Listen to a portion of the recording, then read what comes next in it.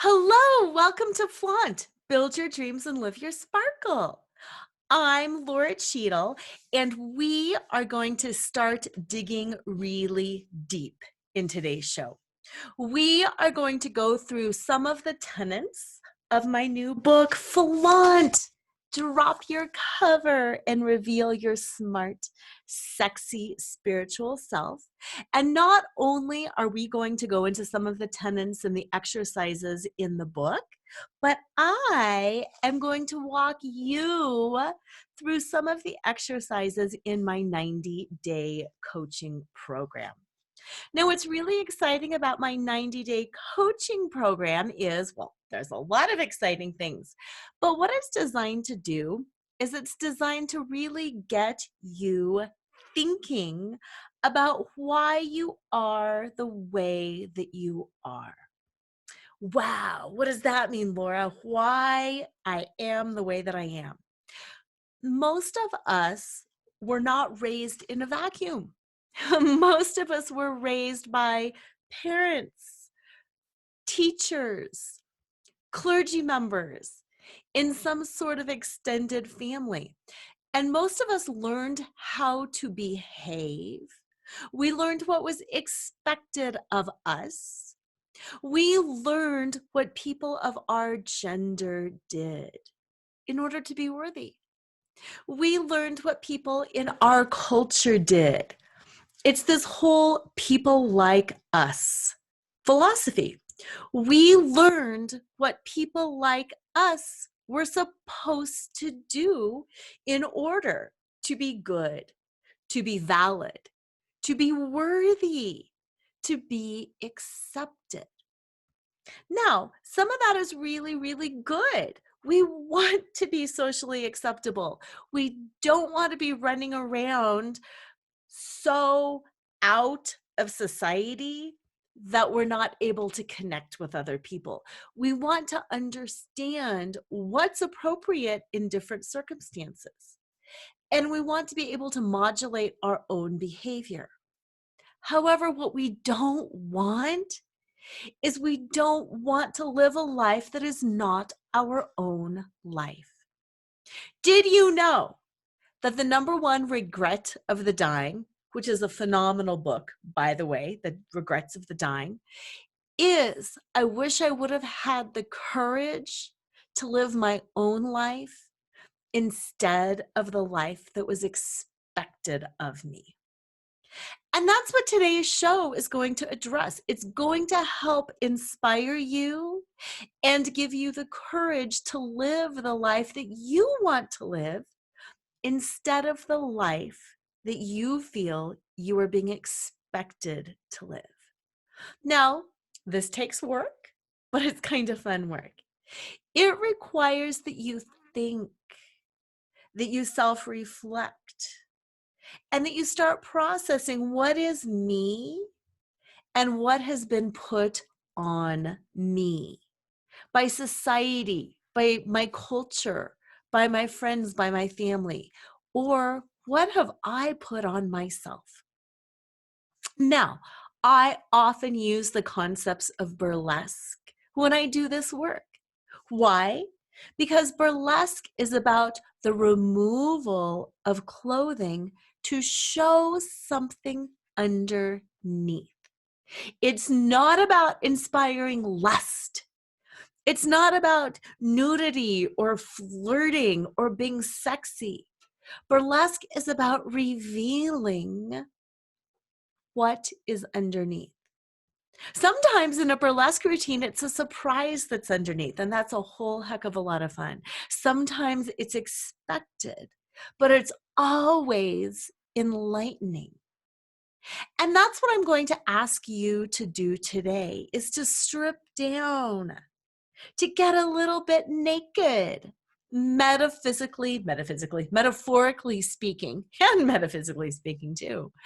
Metaphorically speaking, I want you to strip down, get naked, and allow yourself to discover what is underneath. What is underneath what? What's underneath your labels? What's underneath your roles? What's underneath your scripts? We all have labels. We all have rules, and we all have scripts. And every day of our life, we play out those labels, those roles, and those scripts. And after today's session, hopefully you will be able to see a little bit more what is underneath, who you are. I call it getting back to that core essence, to that shiny, brilliant person that you are inside. So when I teach my 90-day class, we spend a whole month recognizing and releasing our labels given to us by others. She's the fat one. She's the funny one. She's the selfish one. Or the labels that we've given ourselves. I'm so disorganized. I can't do math. I'm not into that. I'm not smart enough for that. I'm not dedicated enough for that. Those are all labels. And the first step, and like I said, in my 90-day class, we spend a whole month recognizing and releasing. Our roles are things like my role as a mother, my role as a wife, my role as a daughter. What are the roles that we're playing? And then the scripts are the things that we're following. Maybe you're like me. Maybe you get this idea in your head sometimes that things have to go a certain way. Like, I'm going to finish this project at work, and then I'm going to pick up pizza on the way home for dinner, and then I'm going to be home in time to do a quick workout, and then I'm going to pull out the pizza for everybody, and then I'm going to get the kids doing homework, and then it's going to be baths at 8 and in bed, lights out by 9. And then a whole series of things get in the way of that script.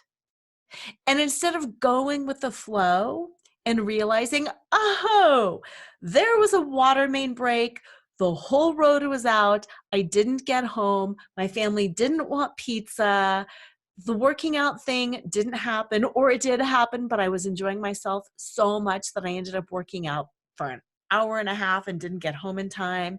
Baths aren't going to happen, whatever. Instead of going with what is, we get so focused on that script that we've laid out for ourselves and for our evening.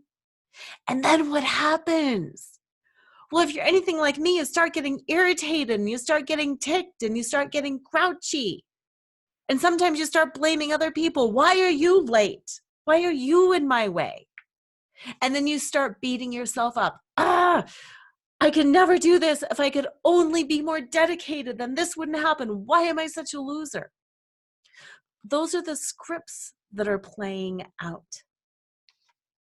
So the whole first step in living the life that you want, in living a life that is filled with joy and passion and meaning, is recognizing and releasing all of those labels, those roles, and those scripts. So part 2, you can reveal who you are inside.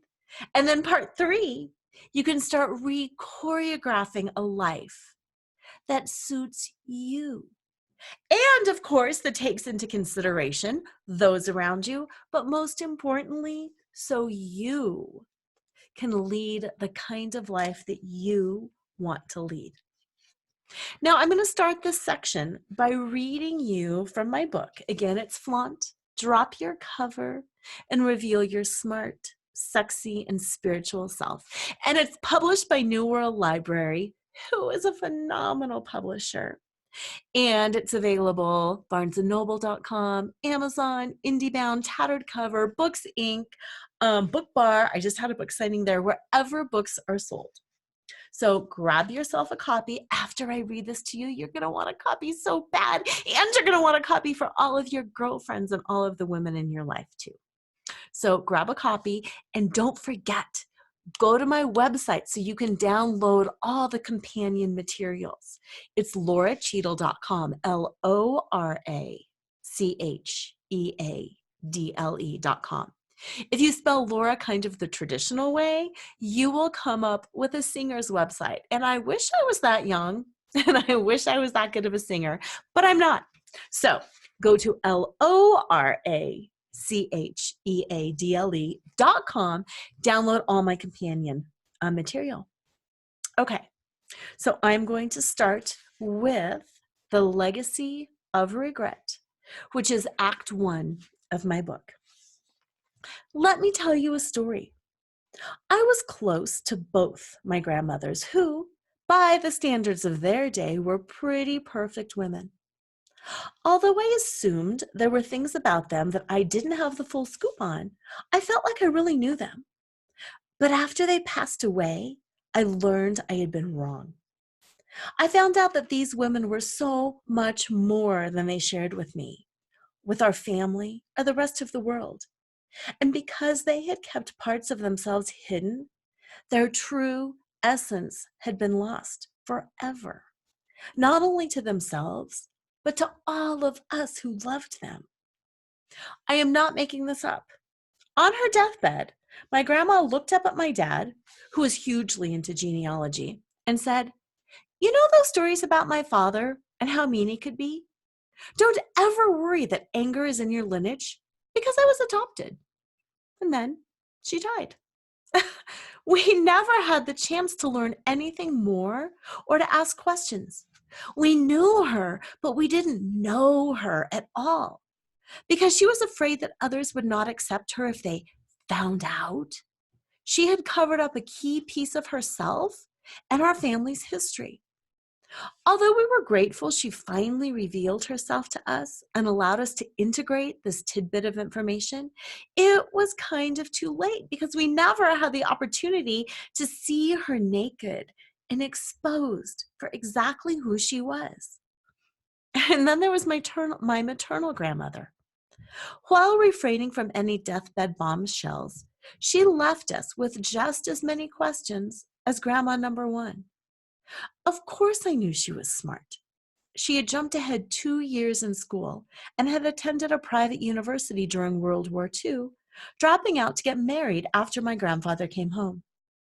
Sometimes she would write poems and stories that were so good, I'd ask whose they were, because I was certain they were copied from some famous work, but they were always hers, which was cool, but I never really gave it a second thought.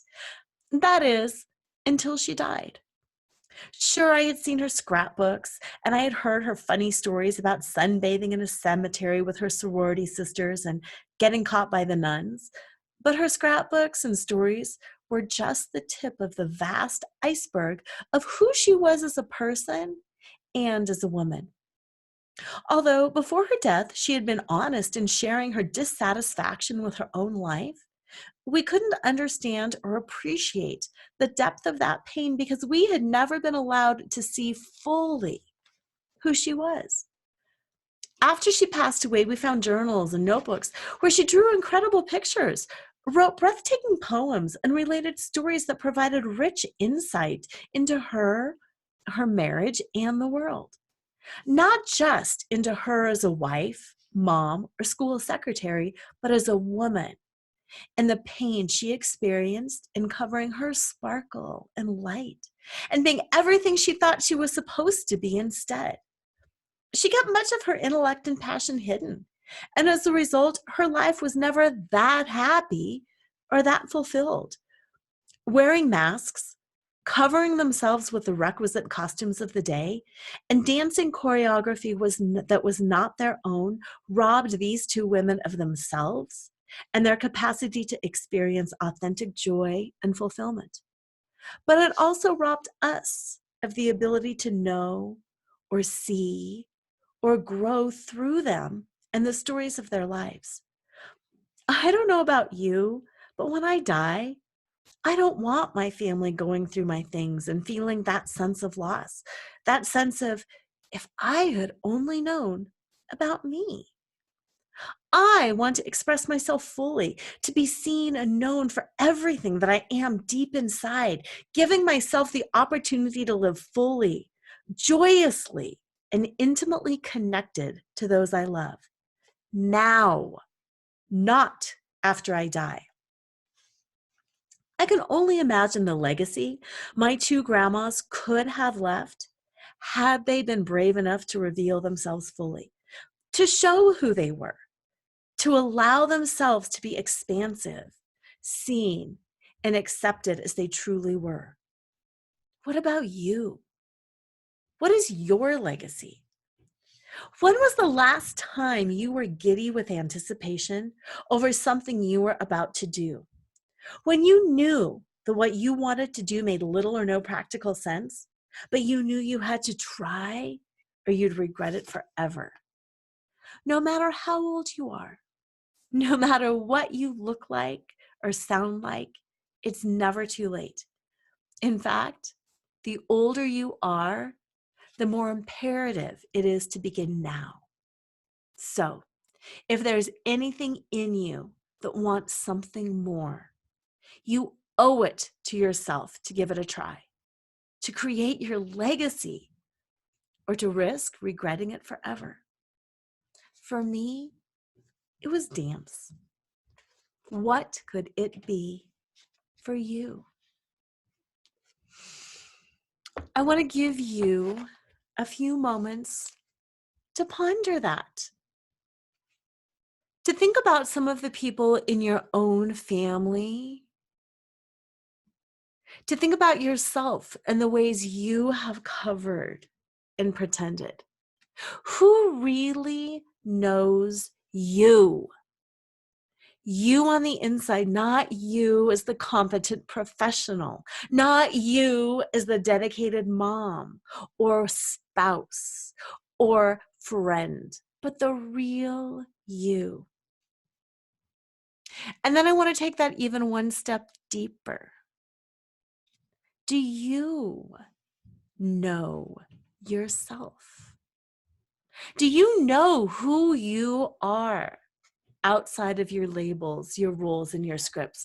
A challenge that's really difficult is to think about how you would answer the cocktail hour party. Hi, I'm Lora. What's your name? Oh, nice to meet you. Great. What do you do? How do you answer that question? What do you do? Who are you? Without going into your label, your role, or your script. How do most of us answer? Oh, hi, I'm Lora. I'm an attorney. Oh, hello, I'm Lora. I'm an author and I'm a speaker and I'm a coach. Oh, I'm Connor and Cody's mom. Oh, you know me, I'm Sean's wife. How do you answer that question? Who are you? I know that I am a passionate and sparkly being. I know that I believe in divine play and love and compassion and forgiveness. I know that I'm a passionate humanitarian. I know that I have more passion and drive and energy, and that I have so much to get done in this lifetime, despite the fact that I'm already 50. That's who I am. And I want to challenge you right here today to start crafting that answer for yourself and to give yourself permission to know that that answer changes frequently. That answer might change weekly, monthly, whatever, but give yourself permission to start crafting that answer. Okay, moving on into the first part of recognizing and releasing your labels, your roles, and your scripts. I would like to challenge you between now and the next episode. So if you're listening to me weekly, yes, do this next week. If you're listening less frequently than that, that's okay. You should be listening weekly, but do this before the next time you tune in. I want you to make 2 lists, and bonus points, I will send you something. I will send you an amazing prize if you email me your lists. List 1, write 20 things that you love, appreciate, or are proud of about yourself. Love, appreciate, or are proud of about yourself. Now, I want you to include things that you hear other people saying about you, even if you don't fully believe it. So if everybody is always telling you, oh my God, Myrna, you are so organized, and inside you're thinking, you should see my pantry, add that to the list. Because if other people are noticing it, there is something about you that is indeed organized, even if it's in one space and you're thinking about other spaces. So 20 things that you love, appreciate, or are proud of about yourself, including things that you hear other people say about you, even if you don't fully believe it. Email me that list, Lora, Lora, at Lora Cheadle, LoraCheadle.com, and I will send you a prize, and you will love it. List number 2, you got to send me this too. 20 things that you want to stop doing. These can be things that you want to stop doing, like oversleeping maybe, or overeating, making excuses, things that you maybe things that you stop believing that other people have told you, like girls aren't good at math, or you'll never make anything of yourself. I want you to write down 20 things that you want to stop doing or believing or getting hung up on. All of us get hung up. It's not just you, it's me. We all get hung up. We all get fixated. We all have this belief that once I lose 20 pounds, it'll all be good. Once I find a relationship, it'll be good. Once my kids are over, it'll be good. Once I find a job, it'll be good. Once I. I call these the if-onlys and the but-fors and that once I, and let me tell you, none of them are true. Whatever you can do then, whatever you think you will be then, whatever think you will have then, you can have it now. You are the only one standing in your way. I will be happy when. No. Be happy now. Until you're happy now, that thing probably isn't even going to manifest in your life. So many people love manifesting. I love manifesting, but so many people get manifestation all wrong. They think that they have to focus on the thing that they want, which is partially true. I want a new job because it's going to make me happy, because it's going to give me more money, because it's going to give me more status. And they focus on all of those reasons and they ignore the fact that they need to take those reasons and feel them right now. Feel the status, feel the money, feel all of that now. And only when you feel them all now will that job come, because that job has to match the vibration that is you. So if you are trying to manifest from a place of lack, you are going to manifest more lack. If you can feel everything you want in that new job or in that new relationship or whatever it is, or with those 20 pounds gone, then you attract it to you. So 2 lists. 1 list, 20 things you love, appreciate, or are proud of about yourself. List number 2, 20 things that you want to stop doing, stop believing, stop getting hung up over or obsessing over. And email me those lists, Lora, Lora, at LoraCheadle.com. Do you know why I'm harping on emailing me the lists? 2 reasons. 1, it means you're actually going to do it and you're not going to think about it.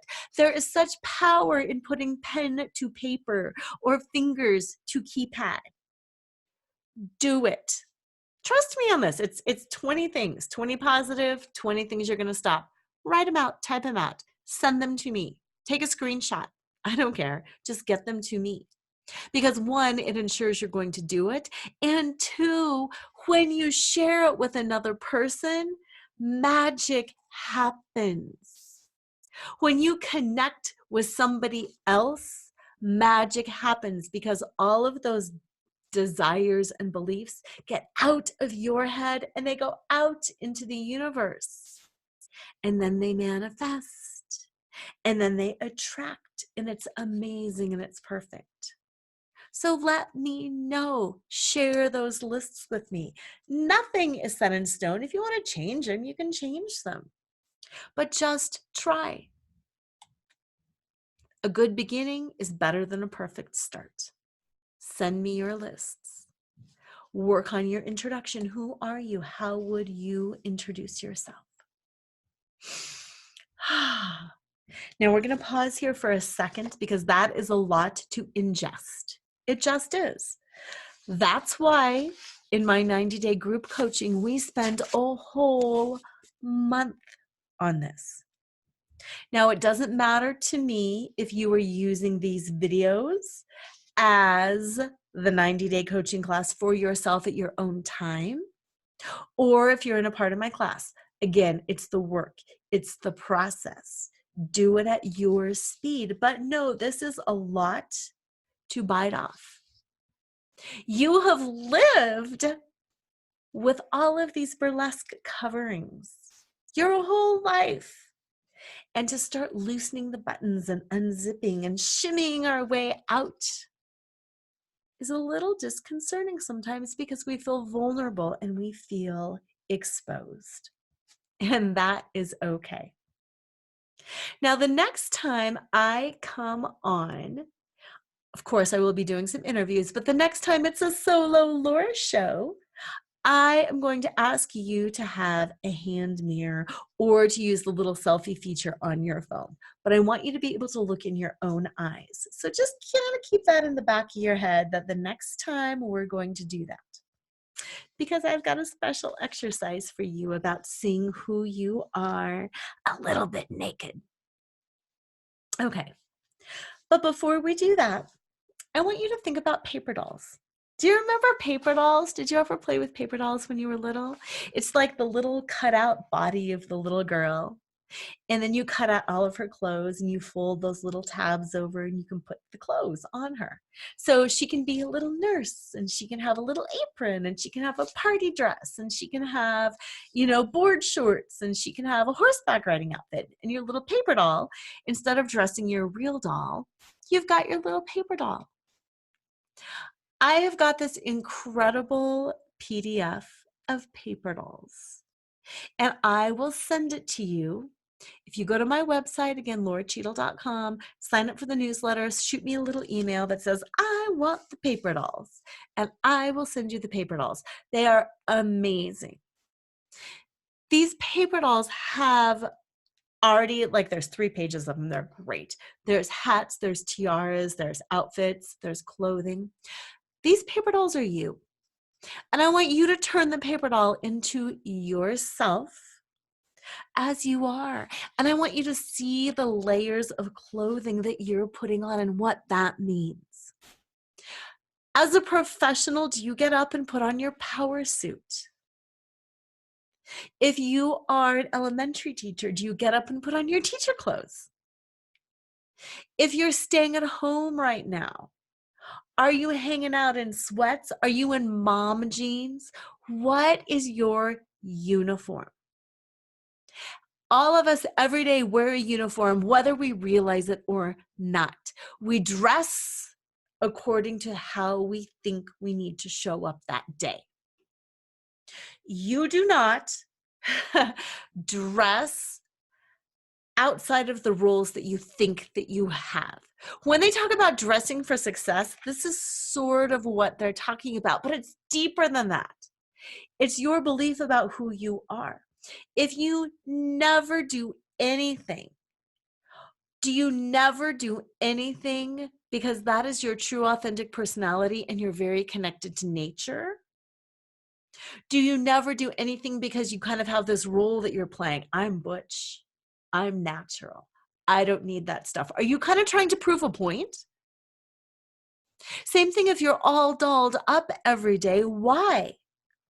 Are you all dolled up because you love makeup, because it's like this palette for your face and your hair and you love it? Are you doing it because you are a hairdresser, you're a makeup artist, and you love showing off your work? Are you doing it because you feel unworthy unless you're made up? Is your makeup a mask or is it an enhancement? And if you were to have an important conversation with somebody, would you show up differently in full hair and makeup than you would in sweats and a ponytail with no makeup on? And no matter which way you've answered, I kind of want to push you a little bit further on that. If you're a little embarrassed because you should, quote unquote, should be fully made up and professional, and you're more embarrassed because you didn't live up to a role, notice that. If you have that thought, nobody's going to respect me or hear me or validate me because I don't look good, notice that too. Where is that hang up, so to speak? Where is that belief?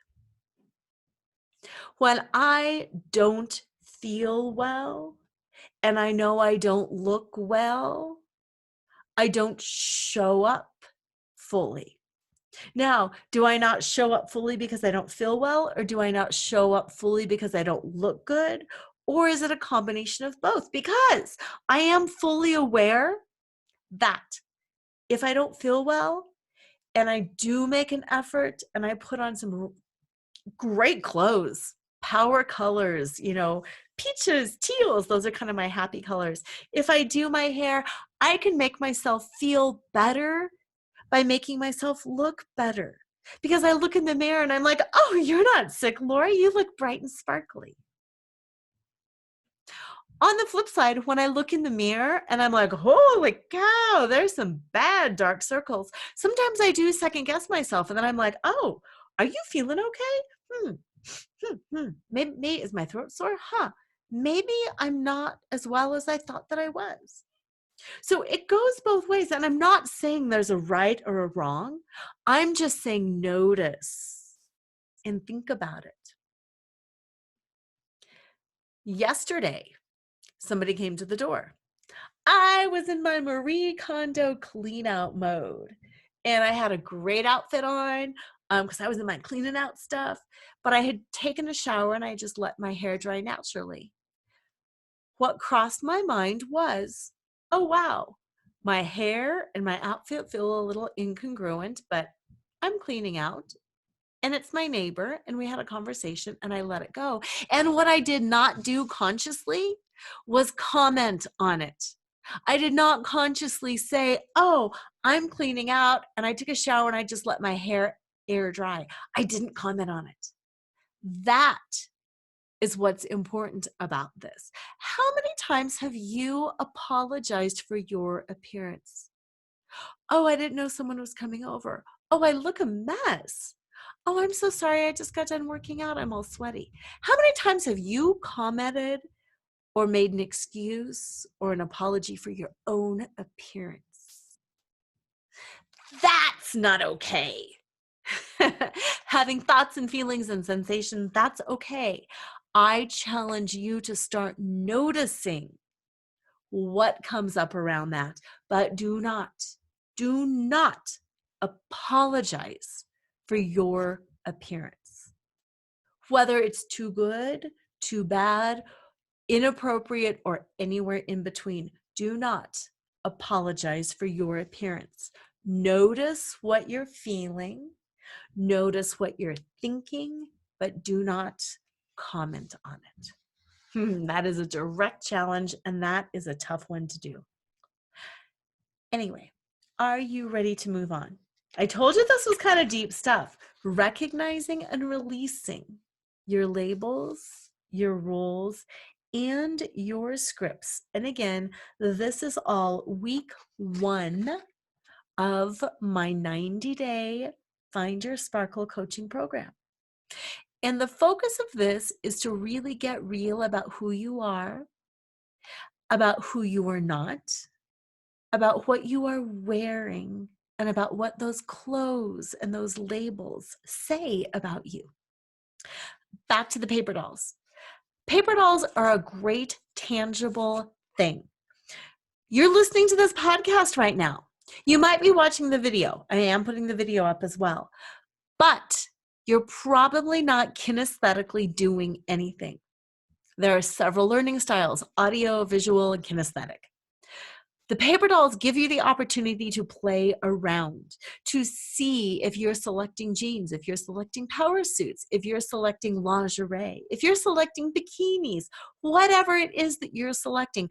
Play around with those paper dolls and put clothing on her and take the clothing off of her and see the assumptions that you make about that paper doll based on her clothing, based on her wigs, based on her attire. And just play with your little paper doll and see what comes up for you, because a surprising lot will come up. Tying this back to the story about the legacy of regret and my grandmothers, thinking about what people in that generation, they were housewives of the 50s. Think about what they wore. Think about their labels. Think about their roles. Think about how different that is from us today. They wore gloves and hats to go out. It was a very proper society. Women had the little tiny waists and they wore dresses. Think about the difference in era, in location. Living in a big city is totally different than living on a farm. Being aware of that. Now, once you're aware of your programming, about how much your level of education, religion, socioeconomic status, the region in which you live, when you think about how all of those things impact you, I want you to start making some decisions. I want you to decide if that fits with you or if it doesn't fit, if you're happy with that or if you're not happy with that. And just start noticing. This is not about pulling the rug out from under you. It's not about creating all of this rapid change that is not sustainable. It's not about freaking out your kids or your spouse or your employees or your boss. It's about noticing and questioning. This week, notice when you feel conflict or stress around a role that you're playing, around a piece of your identity. I don't want to be the mom right now. I want someone to take care of me. Or I just can't show up like that anymore. I can't come in and fix it all. Notice what you're feeling around those roles. Now, I also want you to ask yourself, which part of you is showing up? When you are anxious or stressed or triggered or mad, which part of you is responding? If you come home and you've been gone all day and you've been really working hard and things are a total mess and you just lose it because it's the last thing you can deal with, are you losing it because you truly are at your wit's end? Or is there a belief in there that as the mom and as the wife, it is my duty to make sure the house looks good at all times, and it's my duty to push everybody and to express my dissatisfaction? I have to be the nag. I have to nitpick at this. I have to push it. Because if I have a house that's less than perfect, it means I'm not a good woman. If you don't make dinner, does it mean you're not a capable mom? Does it mean you're a bad wife? Ask yourself to go deeper and notice what your beliefs are around your behavior. For a long time, I admit, I bought into a lot of the stereotypical versions of what a good wife and a good mom were supposed to be. One of those things is I thought couponing. I thought a good woman coupons. A good woman goes around and gets a great deal on everything, and a good woman really preserves the resources that her husband is bringing in. So when I was staying at home with my kids, I threw myself into couponing because I thought it made me a really good, worthy woman to save my family's resources, to get the best deal possible. But guess what? Not only did I not enjoy that, it irritated the heck out of my husband. Do you know why? Because at different times in his life, his mom would coupon, and she would coupon when they were literally about to get evicted. And she would go into this money saving stuff when the rug was about to be pulled out from under them, when she had lost a job, when she had gotten fired, when they were getting the power turned off, when they were not going to have any food. So his version of what it meant to coupon and my version of what it meant to coupon were totally polar opposites. And not only did it drive me crazy because I hated driving around and hauling babies in and out of 2 different stores or 3 different stores to try to get the best deal at the best store at the best time with the best coupon, blah, blah, blah, blah, blah. Not only did I hate it, but my kids hated it and my husband hated it. So I had to really dig deep and realize that I have this belief that a worthy woman does that. But guess what? That's a belief, and that's not my belief. That was a belief that was put on me. It's not true. It came from growing up in a family that was frugal. It came from having grandparents that were raised in during the Great Depression. It came from my lineage of frugality. It's not a black and white thing. There's no rule book out there that says a good woman is frugal and she coupons, especially if she happens to be staying at home and not earning money outside of the home. There is no rule that says that, but I internalized that rule and then I acted upon that rule, and I didn't like it, my kids didn't like it, and my husband didn't like it. So that's something I stripped out of. That was a cloak that I wore around me as a piece of my good motherhood. It's like my good mother, my couponing cloak, my Captain Coupon cloak. And I didn't need that. So I stripped out of it because it was a burden and it was weighing me down. Now, I can think of so many numerous examples for me, and hopefully as I talk about some of the examples, it gets you thinking, what are you wearing that is a belief that is not true for you? In my book, I talk about my corset of perfection. I am an only child, and I am female, and I like to please. And I think being an only child, I was driven to please more because there were all of these adults out there and everybody's focus was on me. So I got to please and I had to please. Nobody was ever mean to me and forced me to please, but I liked it because it felt so good. I don't know if I was getting a dopamine hit or whatever, but I was getting some sort of a hit. When I would please people and they'd be like, oh, you're the best. It felt so good and I loved it. That's what I call my corset of perfection. It was my own beliefs about my own perfection, and I kept cinching it in tighter and tighter because the more I could please, the better I knew I was, right? Like if I can get all A's, yes, cinch that corset in tighter. I can get all A's next year. Okay, cinch it in tighter. I can get it in college. I can get it in law school. It's that corset of belief and expectation that I won't disappoint. So even though I would put all these other labels and roles on top of it, my couponing cape, whatever, when I started stripping down, it's literally those layers of the onion. I started stripping down. One of the last things I got to was my corset of perfection because that had been laced around me by my own attitudes and beliefs a long time ago. And then I kind of had to make that scary decision. Is this something that I want to keep because I'm really good? You know, my ego's like, Lora, you're really good. You're really smart. You're really capable. You can be perfect. Do I want to keep that and hold myself to those standards? Or do I want to get real and start unlacing that corset and stripping out of that a little bit? And I did start stripping out of it, and it's hard.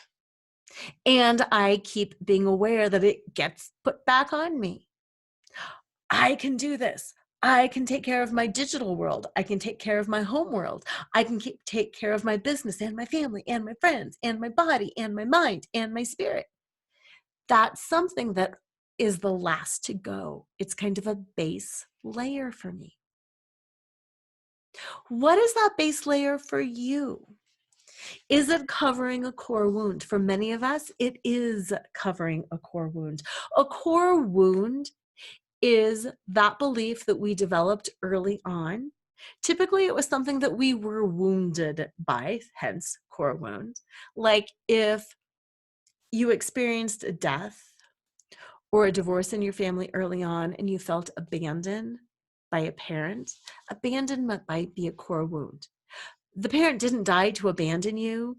The divorce had nothing to do with you. Maybe there was just a separation for whatever reason, but regardless, there's something in you, that core wound, that child inside that believes I was abandoned. And because I don't want other people to leave me, I will protect myself and I will put this on. I will put this shield right here over my heart. And it's just this nice little breastplate and it's this shield. And that way you can't come in so deeply that you will hurt me if you leave. So that's like that core wound and that shield that you're wearing. If somebody criticized you, abused you emotionally, mentally, there might be like this hat that you're wearing that's a protection. I'll just keep this on and I will never speak my mind. I will just always smile and I will always agree and I will always nod and it's going to be fine. Sticks and stones may break my bones, but words will never hurt me. I don't hear you.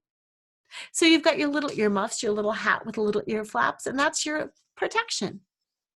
Your little hat is there to protect you, and you smile and people can say mean things and you'll go, I'm fine. I didn't hear that. Whatever, that was fine. And that level of protection is based on that core wound that you were hurt, that it did damage your psyche, that your feelings were hurt, but nope, I'm just going to wear this and protect it. No, I love this hat. I always wear this hat. I always wear this breastplate and this corset. It's just part of me. I'm fine. I just want to challenge you to take that a little bit deeper because chances are you're not fine. And it's okay to not be fine. Just be aware this is all recognizing and releasing. Now, on the releasing front, you don't have to release anything that you don't want to release. This is about you. This is not about me. This is not about anybody else. This is about you. Many, many, many, many of the women that I have worked with have been very clear about what they choose to keep. And let me give you some examples. There are some beliefs around religions about what to do and what not to do. They will choose to adopt that religious belief even though it might be in conflict with what they believe. And they choose to wear it and they choose to keep it. And that's perfect. It's about being aware. Let me give you a very concrete example around that. Many religions say premarital sex is wrong. Many people inside think, well, I don't know. Maybe it is, but I don't really feel that it's that bad. And maybe if you're in love, then it's okay. Or maybe if you're over a certain age, then it's okay. Or maybe if it's between consenting adults, then it's okay. And you have all of these beliefs in your head, in your own heart about, oh, I think premarital sex can be okay. And then you have this religious upbringing and your parents and clergy and teachers saying premarital sex is a sin and you can't do it. So how do you reconcile those two things? Well, you can't. The only way you can reconcile them is by realizing that you can't, by realizing they are opposing beliefs, and that's okay. You get to choose which belief works for you. You get to say, I am going to follow my religious upbringing here. I think that is a rule that was set forth for my own best interest. And even though I can see a whole bunch of other situations where that might not be the best, I'm going to choose to follow it anyway. Or you can say, you know what? That's a great rule, but it's not for me. I choose to make my own decisions. The only way to reconcile conflicting beliefs is by realizing that they're irreconcilable and then making your choice. Otherwise, you get into this whole cognitive dissonance thing where you start spiraling into excuses, and we all do that. And I have a whole chapter on cognitive dissonance in my book. But the first step is recognizing and releasing whichever belief no longer works for you. So you might be releasing belief A, or you might be releasing belief B, but it's recognizing and releasing. Okie doke. I am going to give you a couple other examples about which part of you is responding. When something happens in our lives, we react. A really healthy, aware person can know the difference between a reaction and a response. You know, when you have that little hammer at the doctor and they whap your knee and you have that knee jerk, see why they call it a knee jerk reaction? You react. You just bam. You hit it, boom, you kick out. So many of us react when things happen. We react because we saw our parents react that way. We react because we're emulating the behavior of somebody that we saw that we admire. We react because we've always reacted that way, but we never think about why we react that way. Constantly challenge yourself on your response. Like I said earlier, if you come home and the house is messy, are you really upset, or do you just think you should be messy? Or you should be mad because it's messy? If somebody cuts you off in traffic, does it really upset you? Or is it just that people aren't supposed to cut you off and you're supposed to tailgate now and you're supposed to be mad? I find that there are so many things in life that I feel like I'm supposed to do, even though it really doesn't get my goat. Sometimes somebody cutting me off or, putting the gas on when you can't get over and trapping you, sometimes that irritates me. Sometimes it doesn't irritate me, but I still feel like I'm supposed to say, you jerk, even though it doesn't really irritate me. When my kids were toddlers, everybody talks about the terrible twos. For me, I thought it was the terrible threes. I thought the twos were pretty darn good. But many of that toddler behavior I found hilarious and adorable. Truly. And people would say, you have the patience of a saint. Oh my God, nobody has as much patience as you do. And I think, but I don't have patience. It's that it doesn't trigger me. If something triggers me and I'm able to deal with it, then I have patience. But when it doesn't trigger me and I don't find it offensive or obnoxious, it's not really having patience. It's just me. It's that I don't think that's irritating. So challenge yourself. Are you irritated at work? Because let's face it, everybody is supposed to hate their job. Everybody's like, working for the man, it's awful in corporate America, blah, blah, blah, blah, blah. Do you have that experience hating things or not? An acquaintance of mine, I'm definitely going to tag her in the show because she wrote a great blog. She's a lawyer, and she wrote this blog about when you leave the law, everybody says, oh, I'm a recovering attorney. And people congratulate you. Oh, yay, you were smart enough to get out. And I say, I'm fully recovered, blah, blah, blah. And there's all of these jokes about leaving the profession. And in the blog she wrote, she called that out. Really, we're all supposed to hate this? Why are there so many lawyers, and why are we all going to law school if everybody universally hates it? That makes no sense. And like she was saying, I like practicing law. When I say I'm a lawyer, I'm happy with that choice. Just because a lot of people don't like it, just because some people don't like it, I'm free to make my own decision. Think about yourself. What are the things that you truly have an emotional reaction about? And what are the things that you are responding to based on a belief? Because I guarantee many of the things that you are doing and responding to and reacting to don't really come from within. They come from without. So that's my last and final challenge for you this week. Continue to work through this. I know this is a lot. Like I said, I'm dumping in 1 hour the basis for a 90-day program. I want you to take this and I want you to chew on this material and I want you to turn it over and I want you to think about it and I want you to live it, because we have expectations at home, we have expectations at work, we have expectations as children, as parents, as partners, as people, and we all have our own hang-ups and roles and responses. So notice where it's showing up for you. Notice where it's not showing up for you and constantly keep those filter questions going. Is this a label? Is this a role? Is this a script I'm playing out? Is this me reacting based on what I truly feel and what I truly believe? Or is this me responding because I'm supposed to do this? I'm supposed to be mad. And notice. Step 2, because that's that recognition, is releasing everything that doesn't serve you.